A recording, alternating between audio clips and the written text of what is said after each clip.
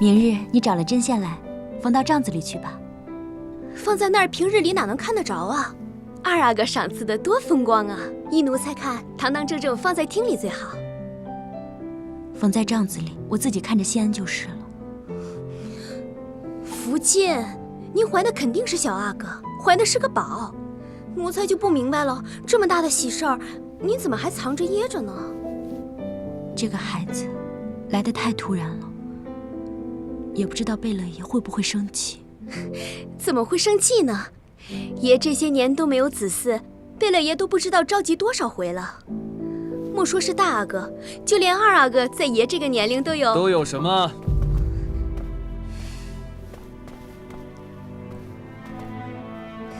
恭喜主子爷。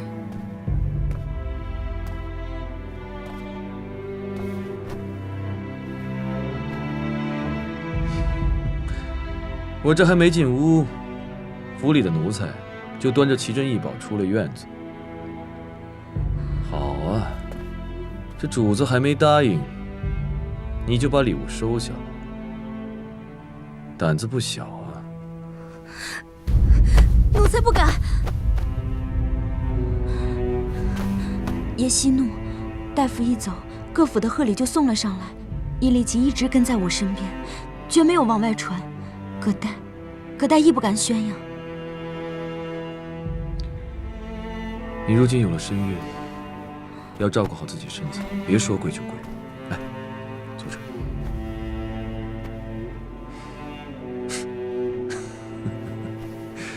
这福晋有了身孕，自然是好事，理应得到赏赐。可你们奴才一惊一乍的，要传出去多不好啊！奴才不敢。都退下吧。是。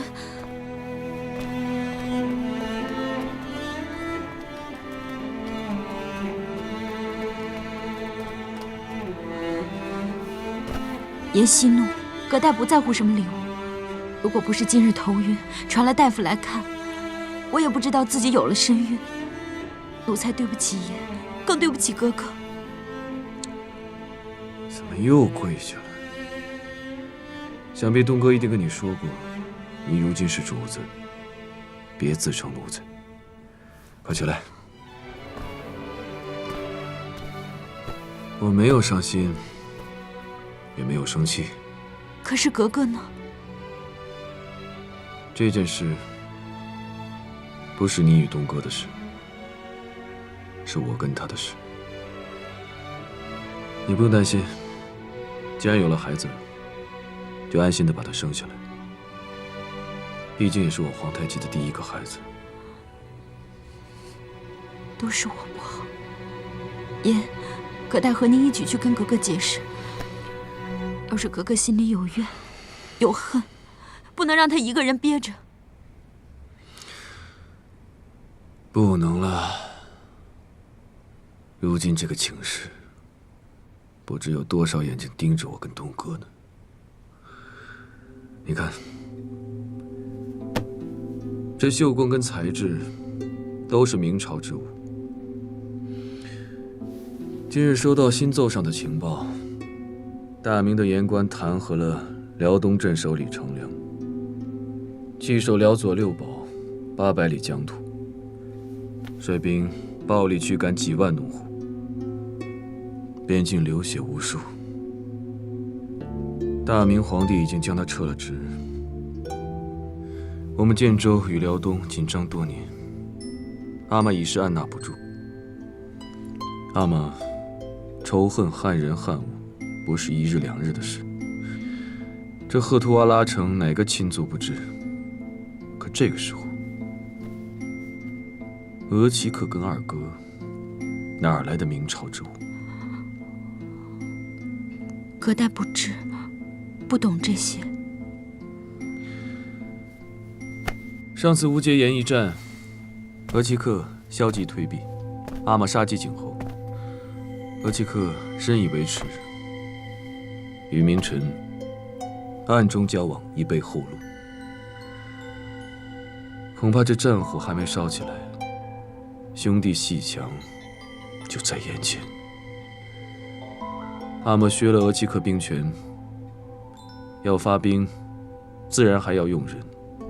于我来说本是好事，可若阿嬷知晓了，东哥与我有情。不，贝勒爷不可能知道的。怕只是早晚的事。你有孕一事，大夫刚离府，不到2个时辰，我尚未通报阿嬷，这么多贺礼从何而来？这阵子我跟东哥也是昏了头没留神，没想到这府中竟有这么多旁人的耳目。这奴才不盯着外面，却只盯着自家主子的动态，再纵容下去，这还得了？若这个时候阿嬷知道了，兵权之事，自然是付诸东流。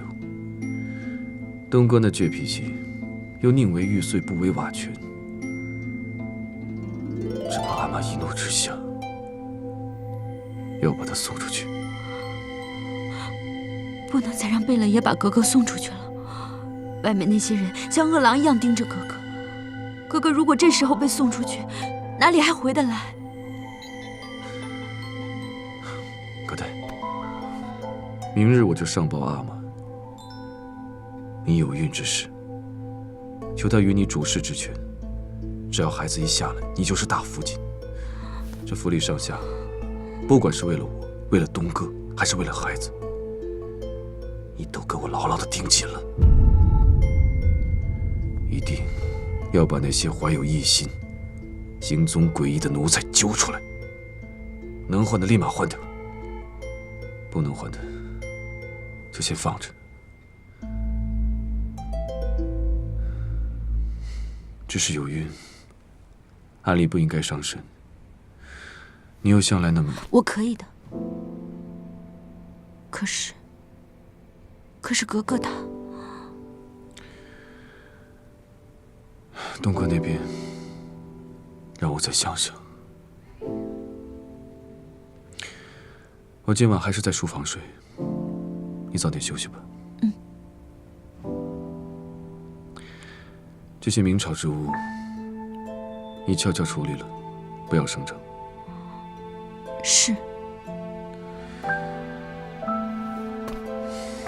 爷慢走。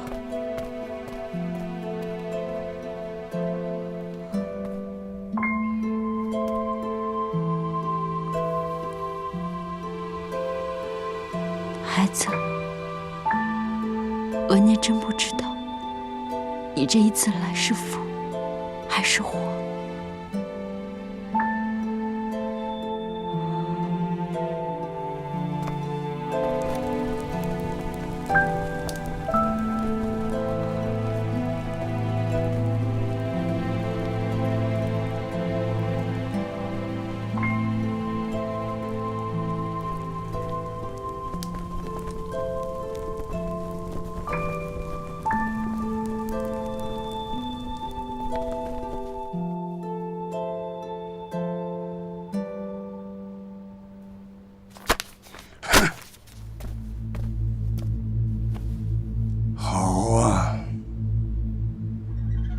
走了一个李成梁，又来了个熊廷弼。李成梁那是要往我们脸上呼巴掌，可熊廷弼竟是要直直地掐住我建州的咽喉。修保屯粮，安置民心，暗地里督建兵器，以守为攻，没透一句口风，直接断了辽东边境与我建州的马市交易。之前安排的线人呢？我们每年砸的钱都砸哪儿去了？回了爷，当初李成梁向明朝皇帝提议修筑六堡防线，正是这道防线的抵挡，建州在边境才收复各部，日渐强盛而不被重视。如今六堡尽数拆除，熊延弼一方面要安抚流离民众，一方面对我建州外松内严，女真数万族人世代以养身贩卖谋生，这马市一进，表面上看起来是自首，其背后的目的才更加惹人推测。阿玛，我认为他是逼咱们建州先行进犯，所以三思而行。阿玛，这辽东边境这么多年，我们战也战了，都到这个时候了，还怕什么？不如趁他熊廷弼刚上位，我们打下他几座城池，到时候这马氏，便是他想进也进不了。无知小儿！你说什么？怎么着？这小娃娃长大了，额齐克说不动了？你，哼！大哥，据探子密报，熊廷弼请旨，领兵18万人，驻守在云阳、清河、抚顺、三岔以及镇江等边境阵地。小的战役，他们可以各自为战；而大的战役，他们就会首尾呼应，来回打援。另外，他们挑选的精兵悍将，组织游击，伺机出动，目的就在于骚扰我建州民众的耕地和放牧。要让他们一直这么干，那我们可真有点焦头烂额呀！大哥，臣弟以为，这个时候我们应该拿着人参上京纳贡，给他熊廷弼一点甜头，先把他稳住了，这样也可以解我们的燃眉之急。当下，这才是正事。打？哼！敢问大阿哥，怎么打？禀阿玛，其细细思量，思绪缜密，此时确实暂时不宜出兵，不如商议之后再做决定。额齐克当然觉得不宜出兵。额齐克什么时候觉得能出兵了，才让侄子啧啧称奇呢？不出兵最好，免得到时候避而不战，贻误战机，让侄子们白白去送死。楚英，舒尔哈齐虽没有了兵权，但他还是你的额齐克。他眼观六路，耳听八方，就连民官的战略部署，他都能够打探得到。这些本领，你可得好好学学。是，儿子一心只想着为建州开疆扩土，无畏向前，是儿子有勇无谋了。战或不战，过后再定。我们能等，辽东边境被砍的那些人参可等不了，过不了2周就会腐烂殆尽。农户何以为生？阿玛，儿子看平日府中福晋，葛代与奴仆处理人参，为了能长期保存，常将人参煮后晒干，能存储月余有多，而且功效更益。或者加以泡酒，能储存更久。哦，你府上的葛代也怀有身孕了吧？听你这么一说，此女颇有治府之道，可以长势。你有这样一个大福晋，阿玛也就放心了。好，那就号召农户们赶紧腌制人参，剩余的转向蒙古销售。亏损比较大的农户，多给他们一些补贴。至于这场仗，究竟打还是不打，也不是一时就能够决定的。额亦都，在。你先去细细打探，之后我们再议。是。好了，既然是这样，那还议什么事？我舒尔哈齐府上的人参最多，大伙儿跟我一同回府晒参泡酒去吧。舒尔哈齐，告辞。三贝勒，也说散了吗？哎呀，我这个病啊，真是病昏了头啊！你们说什么，我根本就听不明白。怎么着？我这回家吃参养病，也是按大哥的指示办，错了吗？罗杰克，万万不可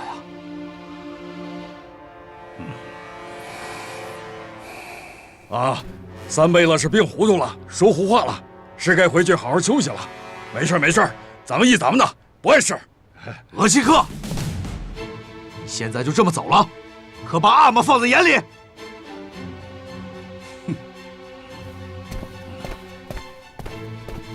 舒尔哈齐，你敢！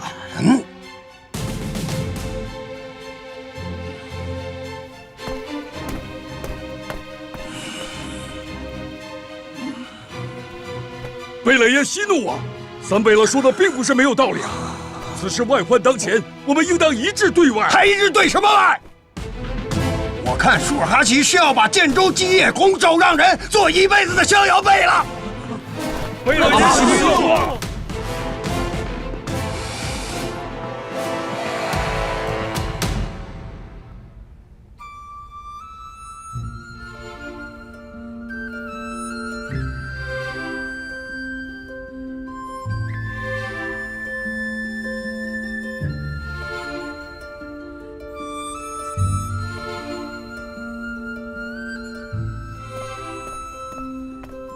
哥哥，这是小厨房新做的点心，可香了。我想吃。哥哥，天气越来越冷了，按理说应该越吃越多才对，您现在怎么越吃越少了？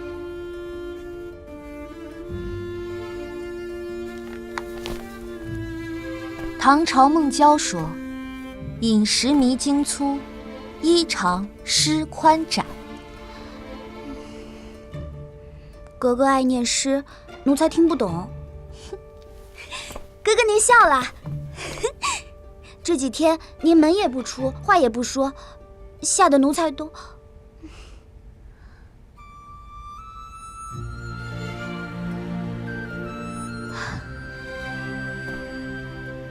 士之耽兮，犹可脱也；女之耽兮，不可脱也。唉，原来我也是如此的没有出息。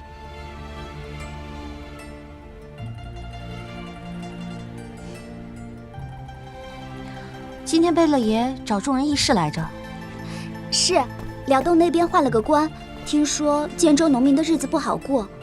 奴才取点心的时候，刚好碰见各位爷议事刚散，好像贝勒爷生了很大的气呢。那大阿哥没事，是三贝勒爷出言顶撞。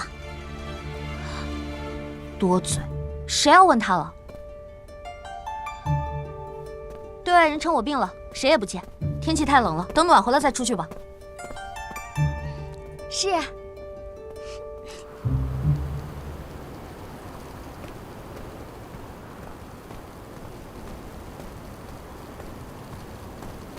今儿议事议的可真晚，这都晌午了，府上已经备好酒菜，可就等着爷呢。给二阿哥请安。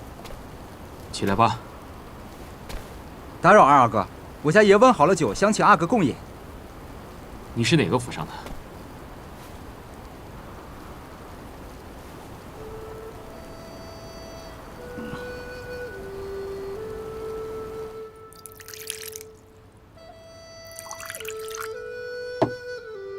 儿之敬你。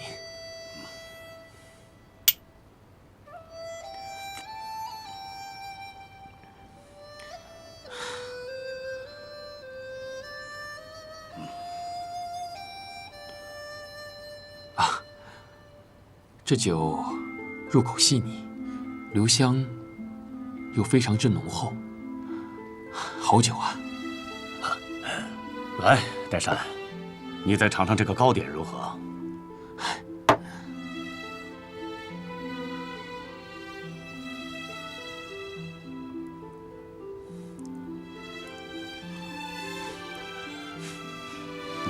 每次同额齐克一起吃吃喝喝，都是别有一番情趣，倒显得儿侄有些无知了。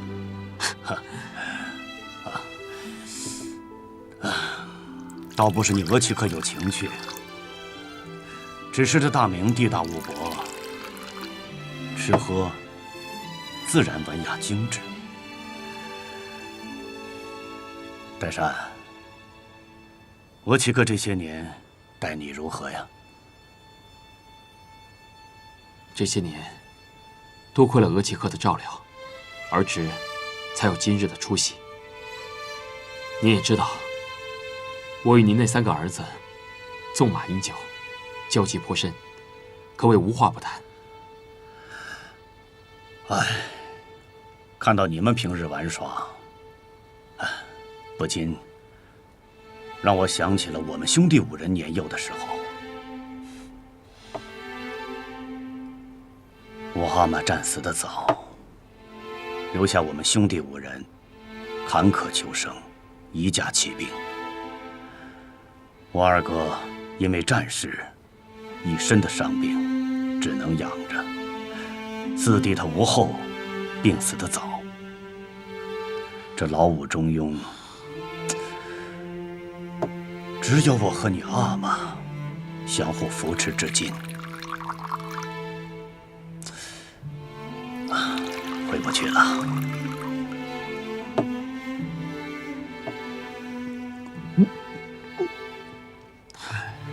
额齐克，在呈堂之上有些口角，是难免的事情。就拿前几日来说，大哥有些犯浑，阿玛直接把一个酒杯摔了过去。可是过后呢，儿子还是儿子，阿玛依旧是阿玛。就今日之事来说，阿玛有阿玛的道理，额齐克有额齐克的道理，儿只觉得没有谁怪罪谁之说。岱山，这打圆场的话，就在你额齐克面前收起来吧。额齐克问你一件事：今年努尔哈赤真的不打算向明朝纳贡了？此事你可知晓？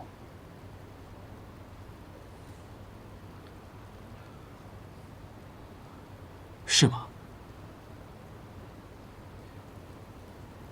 儿只一直觉得是狗奴才乱传的呢。我舒尔哈齐血战沙场数10年，他努尔哈赤身上有多少伤，我只会比他更多。你额齐克，我绝非贪生怕死之辈，只是这些年来晋州收复各部，兵力和粮草严重匮乏。如果此时贸然出兵，那我兄弟2人苦苦打下的这番江山，还有我爱新觉罗的血海深仇，岂不都辜负了？额齐克，阿玛的性格你也知道，不是谁想劝就能劝得动他。额齐克的一番苦心，儿只倒是觉得是。他努尔哈赤是劝不动，但是我不能看着他一步走错，步步皆输啊！我已经盘点好了私财，纳贡一事，他努尔哈赤拉不下老脸来，我舒尔哈齐便替他去一趟。岱山，我问你一句话，你要坦坦荡荡地告诉额齐克，敢不敢与我同去？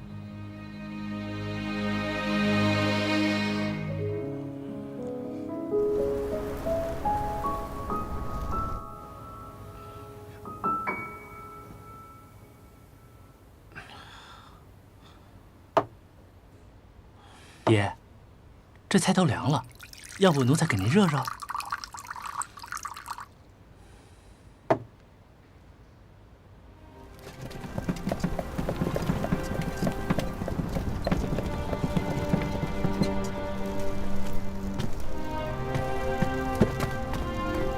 岱山，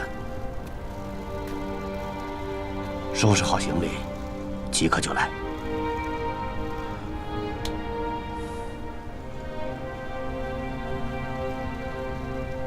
额齐克，晚些时候再见。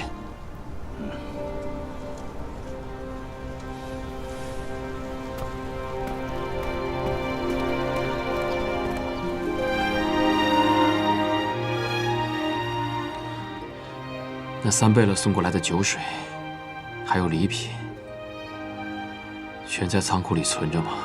是，都好好存着呢。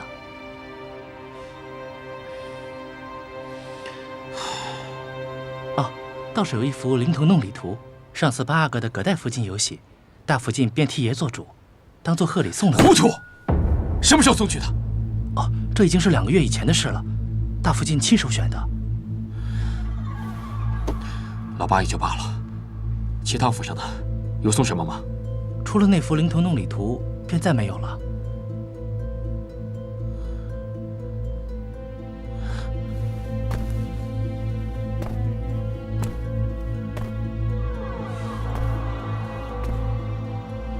统统都给我烧了。爷是说？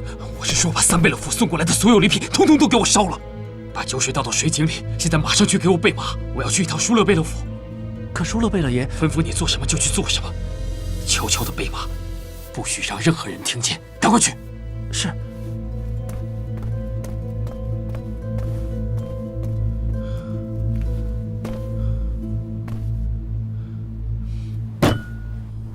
二阿哥，贝勒爷真的已经就寝了，奴才不敢放您进去啊！别挡我的路，是望虎进的正事。可是大福晋还在里面呢。他再又怎么样？如若不报，明日定斩了你的脑袋。儿臣给阿玛、给额聂请安。什么事儿啊？城中突发异变，代善不敢不报。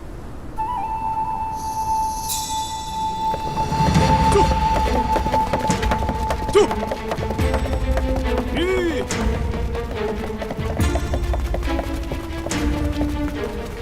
把后门、侧门都给我封好了，跑了1个人，你们都提头来见我，给我冲！快啊！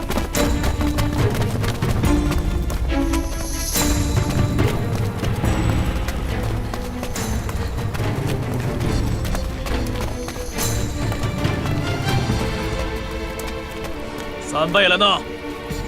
舒勒贝勒尚未下令，谁敢对福晋和阿哥动刀？爷已经走了，你们要带人，我们随你们去。好，全部带走！走，走，走，快，好！荒唐！140人，舒尔哈齐堂而皇之的带着140人出了赫图阿拉城。若不是代善赶来向我禀报，你们何时才能知晓？都城兵将都是养来做什么的？爷恕罪，我问了守城士兵，三贝勒是拿您赐的令牌出的城，说是出城狩猎，普通士兵不敢拦他。边阿玛，儿臣知道消息之后就立刻来报，可不曾想，额齐克竟然走得这么快，还请阿玛降罪。这不怪你。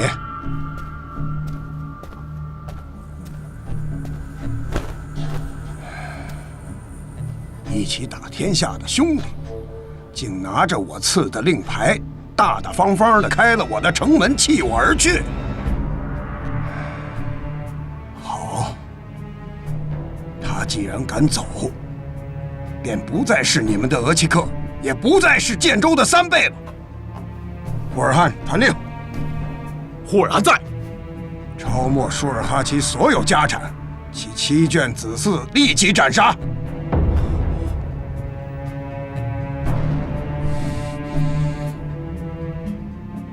部将还留下谁呀？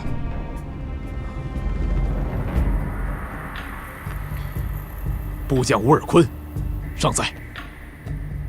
乌尔坤，好啊，他要效忠舒尔哈齐，我便成全一他，让赫图阿拉的人见见他的忠心，把他给我吊在舒尔哈齐府门口的树上活活烧死。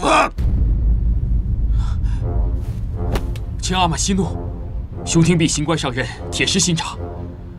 只怕他知道阿玛如此惩罚的话，会笑话我们建州内讧，到时候引兵来犯。现在，额齐克已经前往辽东，准备上贡，还不如我们先看看熊廷弼的反应，再做决定，也不迟啊。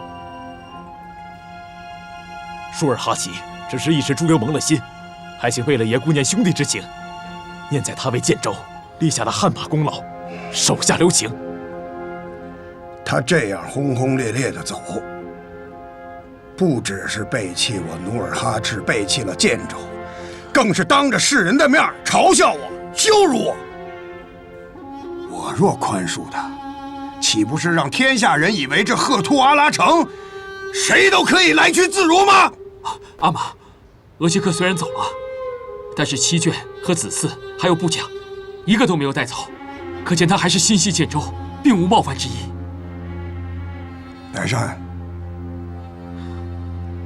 我知道舒尔哈齐待你不薄，你额聂走了以后，也是他一直在照顾你。可你不要忘了，你是谁的儿子？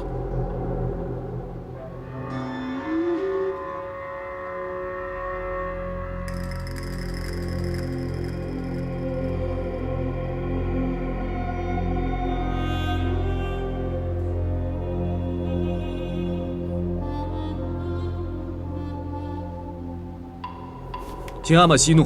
皇太极，你也想忤逆犯上吗？不，儿子以为该杀。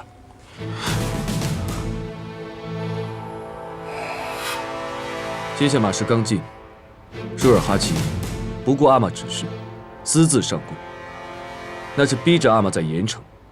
如若大明接受了舒尔哈齐的上贡，那熊廷弼必定会耻笑阿玛胆小怕事、阿谀奉承，恐怕日后会更加有恃无恐。如若大明没有接受上贡，那岂不是我们建州自损颜面？还有这边境数万卖不掉的人参，辛苦过冬的民众岂不吃了？八弟，你不要再说了，他可是我们的额齐克呀。舒尔哈齐犹疑心软，阿玛却更加要铁下心肠，表明立场，让大明那狗皇帝看看我建州不怕。儿子恳请阿玛抛开兄弟之情，以建州颜面为念，杀鸡儆猴，加以严惩。皇太极，你才一时几天呢，就口出狂言！舒尔哈齐可是你的额齐克，是同你阿玛一起收复建州、统一各部的功臣。阿布哈教训的是，舒尔哈齐的确是我的额齐克，是我的长辈。论军功，他更是我的榜样。可建州的首领只有一个，建州的颜面也只有一张。禀阿玛，舒尔哈齐应当抄家，但是他的家眷一定是被蒙在鼓里，全然不知。还请阿玛细细思量，仔细考虑，还请阿玛息怒啊！皇太极，你觉得呢？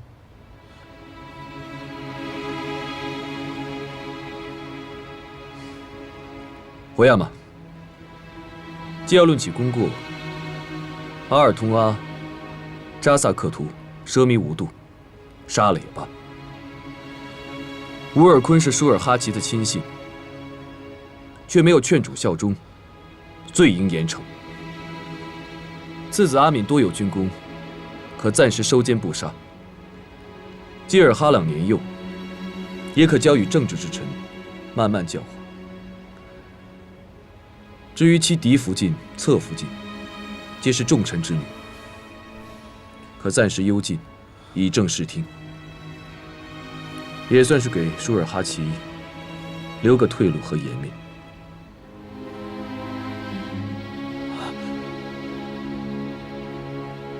胡尔汗，听清楚了吗？是，我即刻就办。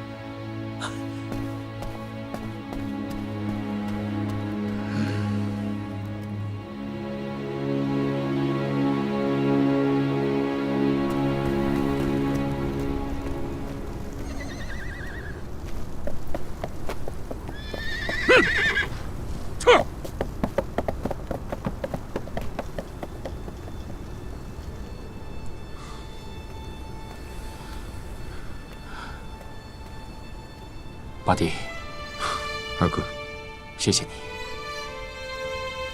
谢谢你在阿玛面前保全阿敏，还有额齐克的家眷。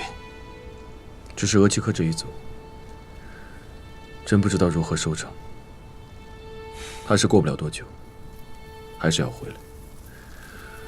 到时候阿玛如何处置，你我就真的一点也劝不动了。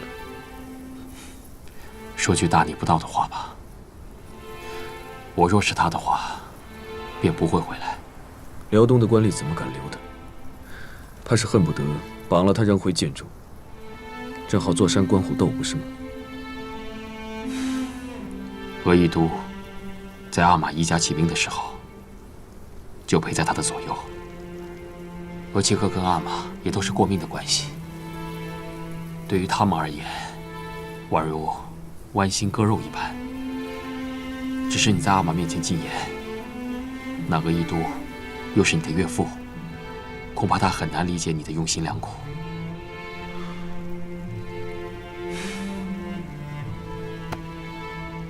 委屈你了。在我心中，只要有一个人能明白我就好。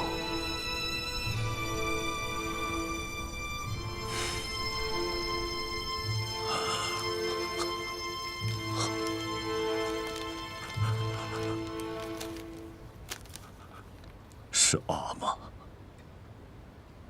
对不起你们。爷，怎么样？奴才，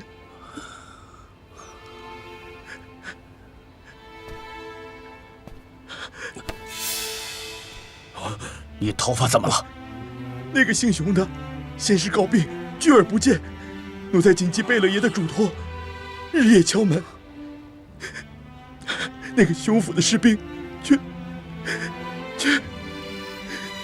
却把奴才的头发给剪了，嘲笑奴才是大土狗，把奴才打了一顿，扔出了城外。奴才对不起贝勒爷。祸是我舒尔哈齐一个人闯的，他努尔哈赤要罚，便罚我一个人；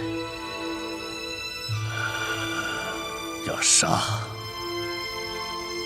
就把我这条老命拿去吧。爷！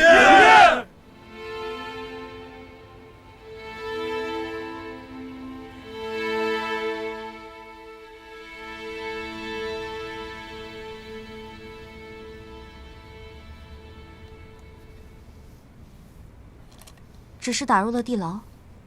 是。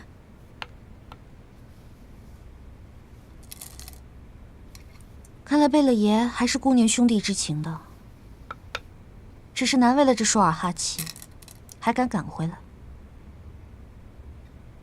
谁经手的呀？这事儿8个。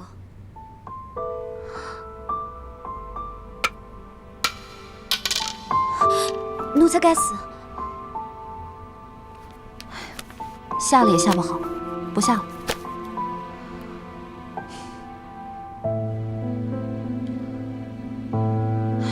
输吧输吧，不怪你。奴才有一句话，不知当讲不当讲。既然有此一问，便是不当讲的话了。舒尔哈齐的事公开了吗？还没有。奴才也是打听到的。那今日我们的宴会，就当做不知道好了。是。就这样就可以了。是。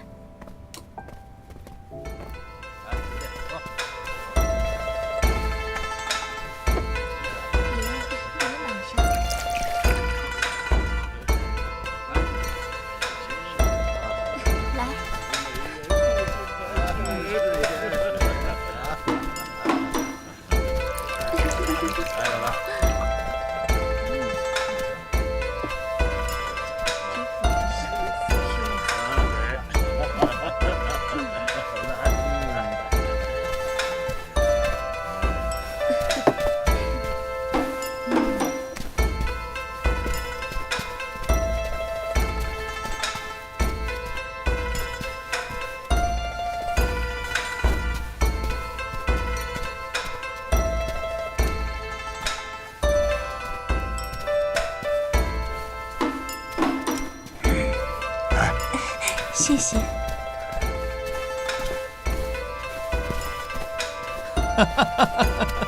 二弟，你风采不减当年呐！啊，这不带那杜甫季兰出来了，一众小姑娘都围着你打转呢！啊！来，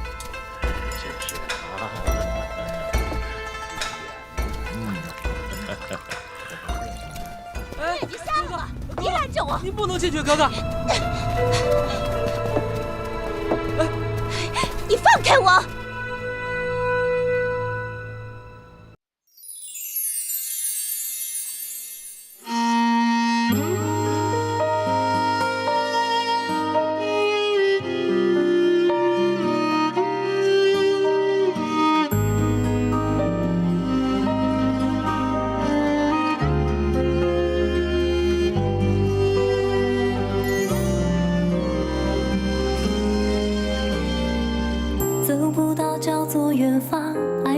叫做遗憾，别执迷，别纠缠。我站在缘分这端，遥望着爱情彼岸，不寂寞，不孤单。思念才剪不断，惆怅离还乱，悲喜放一旁。真心一人一半，要用一生浇灌。